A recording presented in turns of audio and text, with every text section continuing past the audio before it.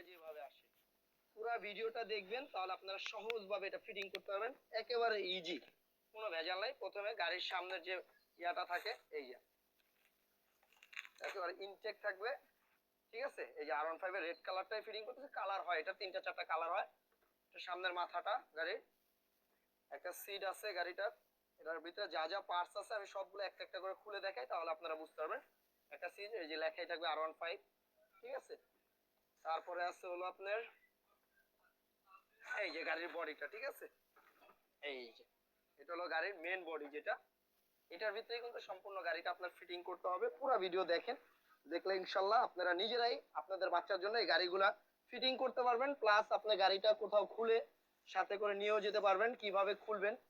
বা অনেকের বাসায় দেখে যে এই গাড়িগুলাই সমস্যা থাকে, চাকাগুলা খুলতে পারে না, কিভাবে খুলতে হয় আপনারা ভিডিওটা দেখলে ইনশাল্লাহ দেখে দেখে করতে পারবেন, ঠিক আছে। তারপর আমরা তারপরে আসছে হলো যে পাদানি, ঠিক আছে। আপনি এটা হলো সাপোর্ট চাকা, পাদানি, এগুলো সবই দেখাচ্ছি। এটা হলো ব্যালেন্স চাকা, বাচ্চা যদি যে চাকাটা থেকে আপনি ইজিলি ব্যালেন্স থাকে, বাচ্চা পড়বে না, ঠিক আছে। আমি খুলে দেখাই তাহলে বুঝতে পারবেন, ঠিক আছে। এই যে এটা হলো ব্যালেন্স চাকা।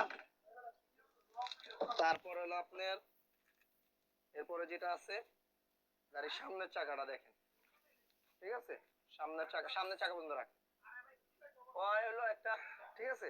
আপনার এই যে সামনের চাকার ভিতরে এখানে দেখেন সুন্দর করে কষ্টি পেঁচানো থাকে, জানি বডির সাথে কোনো দাগ না খায়। এটা খুলে নেবেন, সম্পূর্ণ এগুলো খুলে নেবেন, ঠিক আছে, কেচি দিয়ে কেটে।